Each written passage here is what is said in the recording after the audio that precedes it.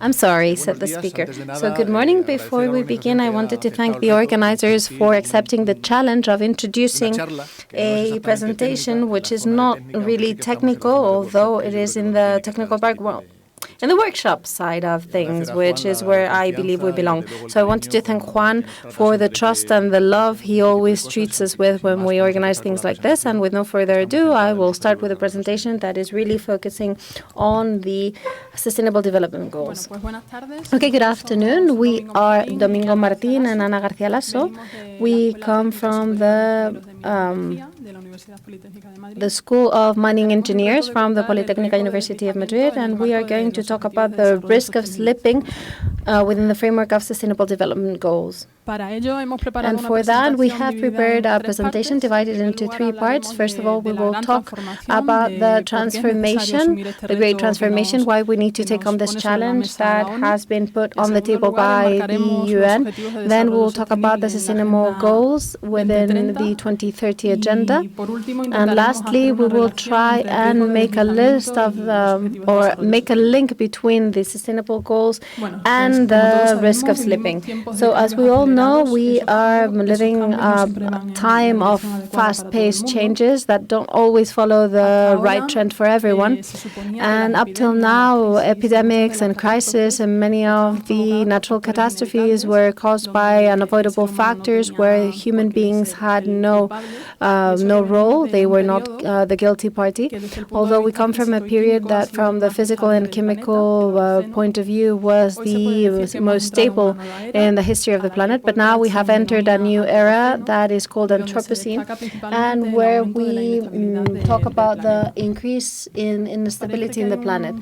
There seems to be a consensus that this new era started in 1952. This is due to the fact that we started with nuclear testing, and that is why from that date onward we could find radioactive isotopes in all the continents of the planet. Well, with the beginning of Anthropocene, we start with seeing important changes in the planet, such as the increase in temperatures or the acidification of the oceans.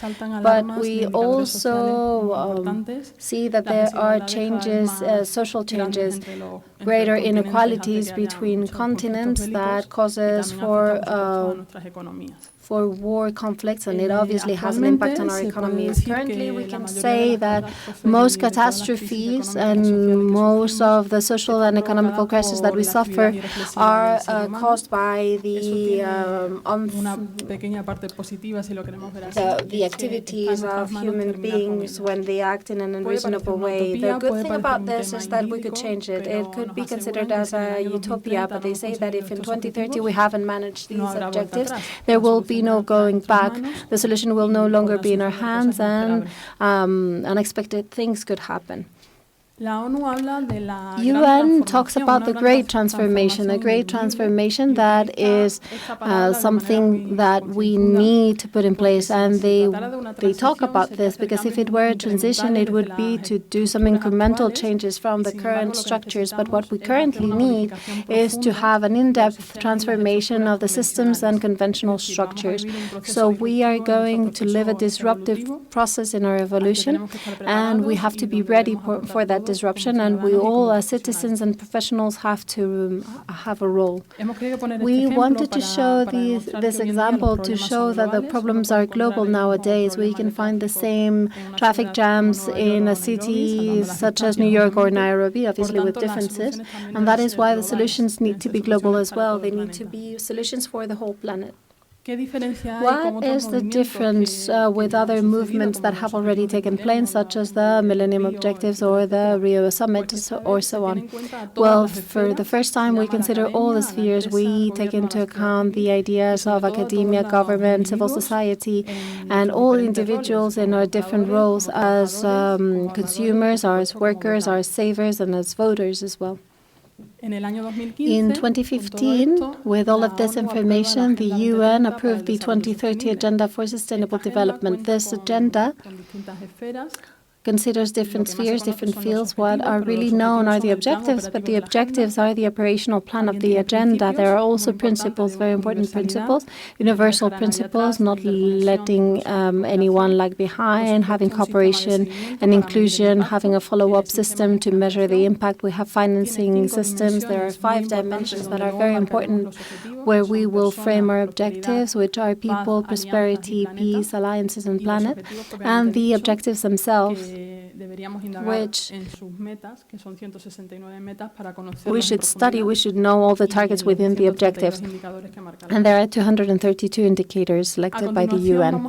We will now show a brief video with an individual description of each of the objectives, and we wanted to think about them while we show the video. We want you to think about which objectives can be objectives you can work on as citizens or as professionals on your day-to-day. And for that reflection, we have given you some graphics. We have left some graphs that you can take a look at during the projection of the video.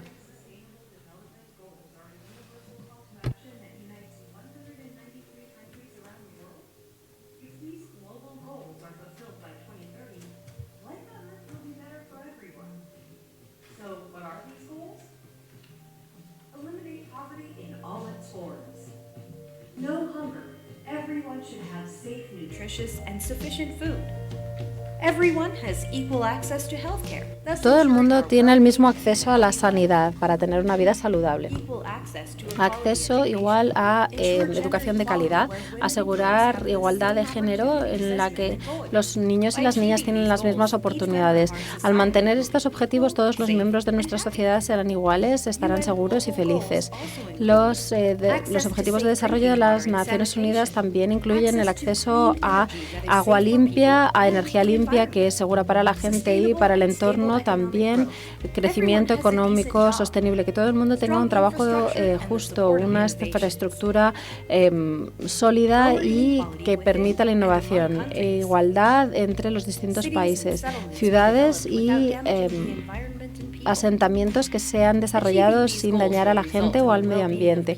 Conseguir estos objetivos nos permitirá mejorar la vida de nuestro planeta y de nuestra gente. Y también nos centramos en el medio ambiente con los siguientes objetivos: el consumo sostenible de productos y producción sostenible, tratar de reducir el cambio climático y su impacto, una utilización sostenible y protección de los océanos y los recursos hídricos, proteger los ecosistemas. Al permitir estos objetivos vamos a formar una sociedad en la que las instituciones fuertes aseguren la paz y la justicia. Es importante que todos estemos involucrados y que creemos partenariados para poder defender estos objetivos de desarrollo sostenible. Tú también eres parte de este proceso. Toma el liderazgo y comparte información con tus amigos.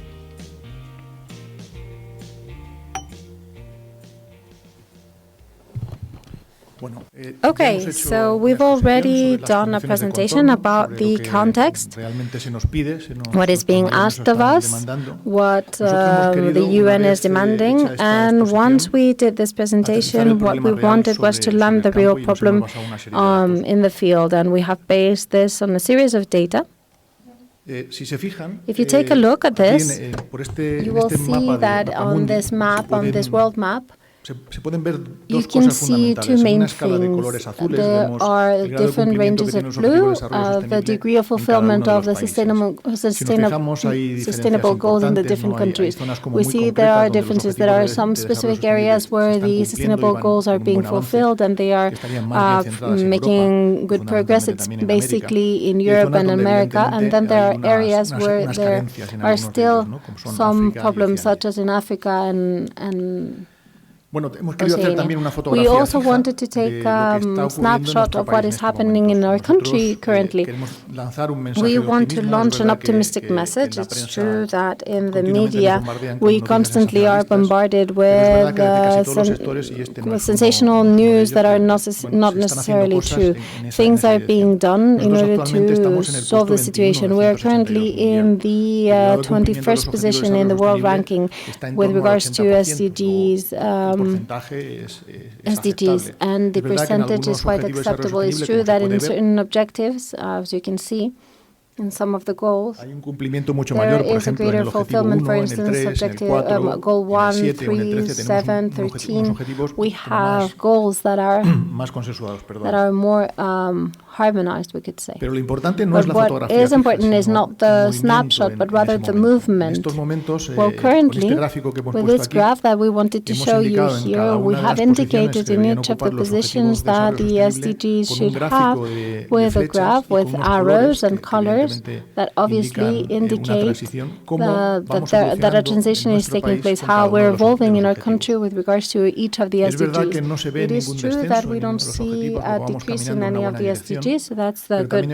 trend, but it's also true that we don't have much information for some of them, and in those where we don't have much information is the one that has to do with social corporate responsibility, and this is where we're failing, and that is why I ask the people present here today to make an effort. Some of them do not evolve, and that is good or bad. It depends on how we view it, but there isn't a clear evolution because we are not at a 100%. If we were at 100%, then non-evolution would be good news, but since we're not at 100%, not evolving is not good news. Most of them evolve slowly, for instance, 1, 2, 9, 11, 14, 16, but other that are green, 3, 4, 6, have a clear positive evolution. So this snapshot is optimistic. The trends are optimistic. Now, the relationship between SDGs and the risk of slipping is easier to see when we consider the different fields that my colleague Ana has mentioned, because if we think about what each SDG says, we don't have a very clear evidence of what is expected. It's true that you have those graphs that we have set all over the room for you to see. If I were to ask some of you to determine where we find this link or where we find ourselves in the sector, most of you should say that we are in the field or the sector relating to people, but we're not in that sector. If we consider the definition of the targets and the SDGs, we are rather in the field of alliances.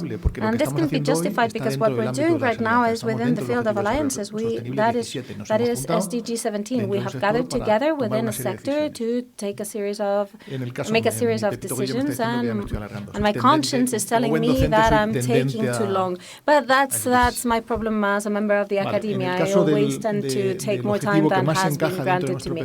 And the objective that really fits with our profile is SDG 17, communities and cities, 11, that are sustainable. We could think about this together, and we would see that, yes, we could maybe find our spot in other SDGs, but the direct dependence is found in this SDG 11. It is true that if we modify the indicators for SDG 11, we could also have an impact on other SDGs, such as 3 or 4, education, even integration, equity. We have also set targets for ourselves. What defines what it is that, which is what defines what we do in each SDG. And the search criteria we've used in order to try and identify our sector within the SDGs was the following. We searched for some keywords that have helped us find ourselves amongst all of these targets. And we found that 11.1, 11.2, and 11.7 are the ones where we find ourselves. We see that there are the terms housing, basic, safe, adequate, and that is within our field of action. And also 11.2, we found that there was safe transportation, elderly people, so these are things that we have seen through the whole conference. 11.7 also talks about public spaces that are safe, that are inclusive, accessible for elderly people. So it seems quite obvious that this is the field that we move along, and these are the targets that we should focus on. So with this brief presentation, obviously, we would have liked to have a bit more space and to have a round table, to have a work table with you, because you really know what the situation or the state of affairs in the sector is, and you could have found some other involvement. I think that this should be food for thought, so that in our jobs, in our organizations, organizations, in our institutions, wherever we are working, we should think about how to make progress, how to modify those indicators, which sometimes are very generic, but that we can transform within our institutions. So with that in mind, I leave you and ask you to think about it. Thank you.